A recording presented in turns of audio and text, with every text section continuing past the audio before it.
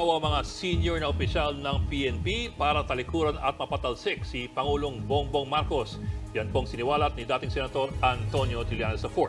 Dagdag pa niya, si dating Pangulong Rodrigo Duterte raw ang may pakana dahil baka umano-maunahan siya ng ilalabas na raw na arrest warrant ng ICC. Nasa frontline ng balitang yan, si Maricel Halili.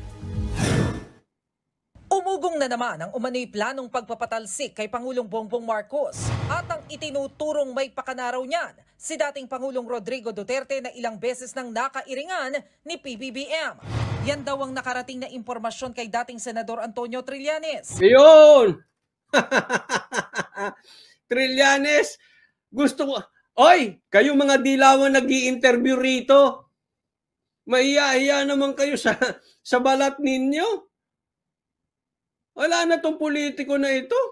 Pambansang marites na ang tawag sa kanya. Alam mo? De, tanong ko lang sa inyo. Si Trillanes ba may naitutulong pa? Eh kahit sa inyong pula, walang naitutulong yan. Mapa DDS, mapa pula, mapa Pilipinas, wala na natutulong yan. Pinag-aaway lang yan yung pula at dilaw. At pula at DDS. Bakit? Irrelevant. Yan ang totoo dyan. Laos na ito eh. Kaya sausaw lang ng sausaw. Eto namang mga dilawan, interview ng interview dito. Bakit? For the views. Bakit? Irrelevant na nga ang dilaw. Irrelevant na sila.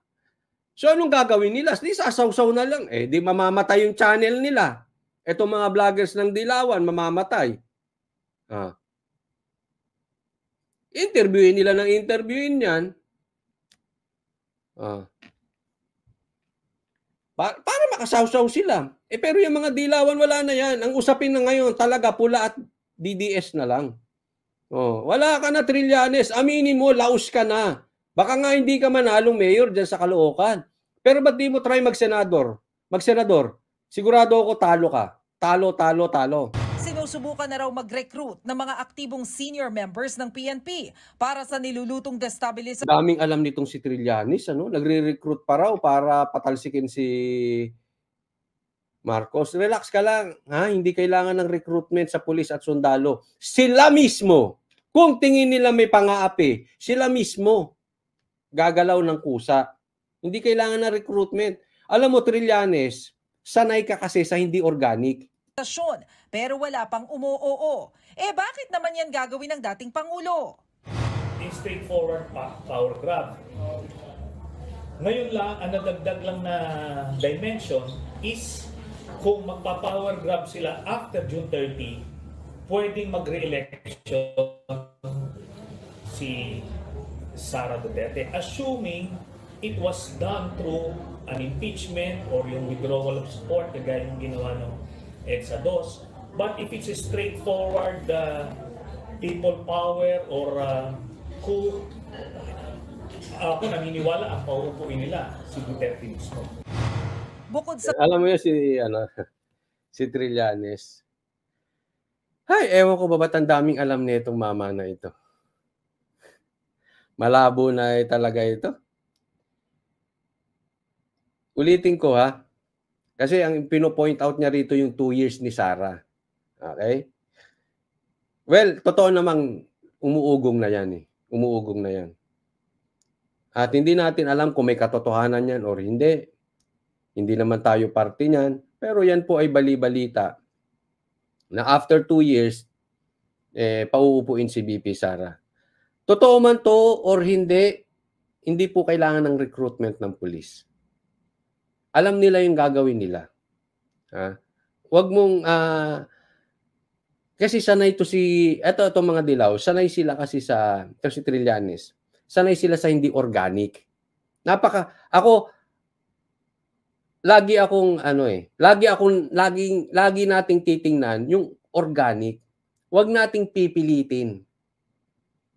Pag pinipilit mo, hindi maganda ang kinakalabasan. Halimbawa, pinipilit mong maging successful, nararamdaman mong hindi ka naman inaangat ng Diyos, anong gagawin mo? Magbabayad ka ng tao, mang-aapi ka ng tao, magki-credit grabbing ka. Yan po yung sinasabi ko, hindi organic. Walang pagpapala dyan. Makuha mo yan, saglit lang yan. At kahit makuha mo yan, you will not get to enjoy the blessings na natanggap mo. Hindi organic eh. Pinilit mo. Sanay po kasi sila sa ganyan. Kaya akala nila, hindi. Akong paniwala ko, kung yaan ay hinog na, mapipitas mo yan ng kusa.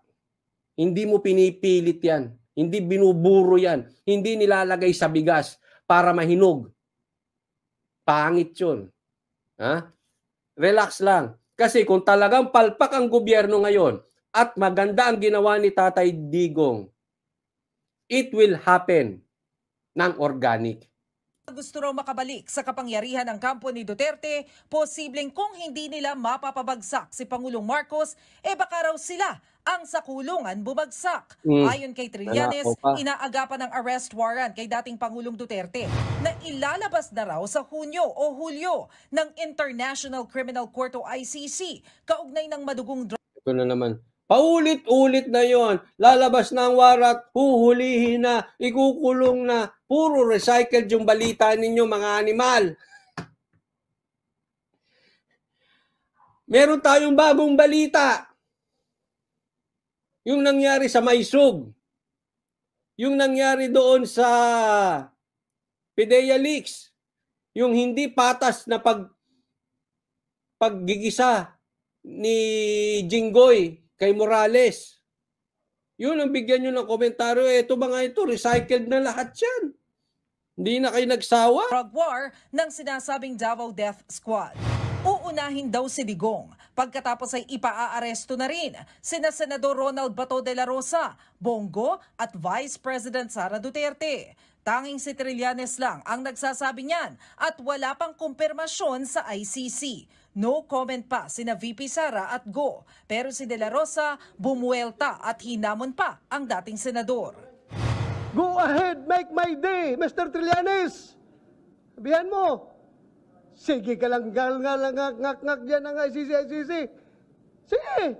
Duwag ka, hinahamon ka ngayon. Actually, bago nagsalita si Senator Bato ng ganyan, matagal ko nang ina-announce dito sa live ko at hinahamon din natin si Trillanes, sige na, pahuli mo. Para kasi Boeing noon, puro presscon, papahuli, tapos di naman nahuhuli, tapos presscon. Anong ginagawa nyo? Nira-recycle nyo lang yung balita para lagi kayo sa TV. Lagi kayo may media mileage. Kung ipapahuli mo, ang tagal naman. Trililing. Puro kayo presscon eh. Diba sabi ko, sige na. Pwede ba mamaya mo na pahuli? Interviewin pa namin si Bato eh. After the interview, pahuli mo na, Trililing. Okay ba yon? Puro ka ganyan. Wala namang nangyayari. Di nagmumukha kang duwag. Go ahead, make my day. Ang tagal. Bakit? Para kang bata.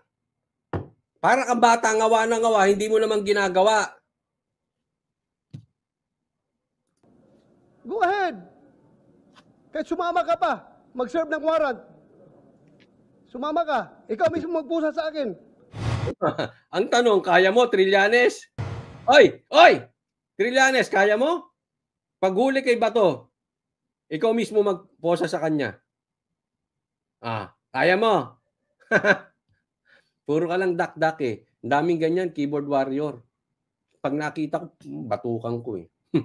Hindi si Trillanes Hindi, maraming ganyan kasi. Mga keyboard warrior, nagkaroon lang ng camera, katatapang eh. Sa personal, walang binatbat.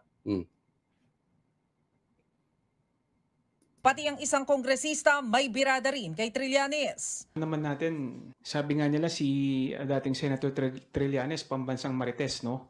So, pati camera, walang tiwala sa'yo. Alam mo naman ang camera, kanino lining nito. O, di ba? Dapat yan, i-expect ko ipagtatanggol siya. Pambira, ayaw sa'yo ng pula. Ayaw sa'yo ng camera. Wala ka na talaga. Yan ka.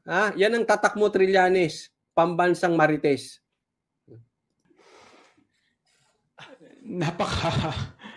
napaka-unfair naman dun sa mga general na sinasabi niya, no, na nasangkot na naman ang ating military, ang ating PNP. Sana wag na lang idamay sa mga marites na ganito, lalong-lalo na kung wala namang ebidensya. Wala pang Tama, wag mo nang isama ang military at pulis. Okay? Baka malagay ka pa sa alanganin eh. Hindi mo dapat ginaganyan ng military at pulis. Wag mo pinangungunahan. Sino ka ba? Ha? Ikaw ba ang ano? Ikaw ba ang chief PNP? Hindi nga. Ba't pinangungunahan? Ang dami mong alam sa pulis at susundalo. Ano ba nagawa mo? Wag mong ganyanin ang mga pulis. Delicates ka dyan. Sa mga sundalo, wag.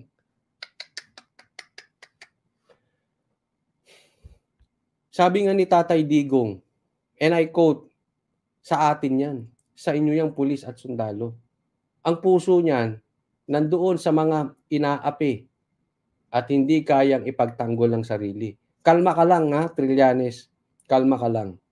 direktang pahayag ang dating Pangulo pero nauna nang sinabi ng kanyang dating tagapagsalita na si Harry Roque na sinira ni Pangulong Marcos ang unit team dahil sa kanyang mga pahayag tungkol sa ICC. Ilang beses nang giniit ni PBBM na di siya papayag na mag-imbestiga sa Pilipinas ang ICC pero nabanggit niya rin nung nakaraang taon na pinag-aaralan ng pagbabalik ng Pilipinas sa ICC. Medyo kasi magulo din yung statement ni Marcos dito. Hindi niya papayagan tapos pinag-aaralan. Linawin mo kasi yung statement mo rin, President Marcos. Kaya tuloy kung ano-anong nagbibigay ka ng mixed signal eh. Naguguluhan ng taong bayan. Oh, pero ang huli niya pagkakasabi, hindi niya papapasukin ng ICC. Kaya ikaw, Trillanes, huwag ka nang ipal-ipal. Pati pula ayaw sa'yo, huwag ka na. ICC. Ang dating Chief Legal Counsel naman ni Duterte na si Salvador Panelo, tinawag na kasinungalingan at kalokohan ang mga pahayag ni Trillanes. Gusto lang daw ng dating senador ng publicity dahil hindi na siya relevant sa politika. Ang PNP naman, itinanggi ang destabilisasyon. Yun, sabi dito si Sara, pwede ba magsalita? Pwede.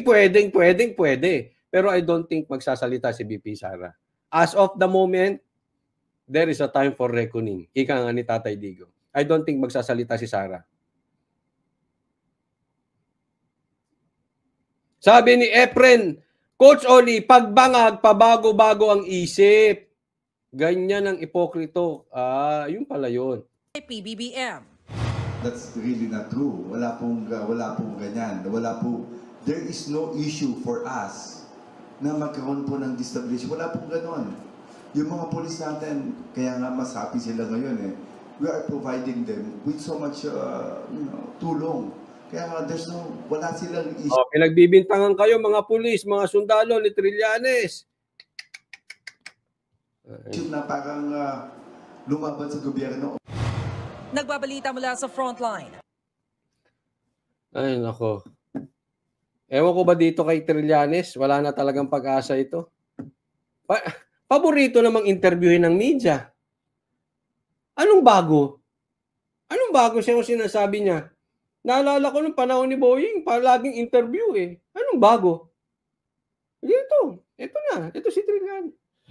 Wala namang bagong ginagawa.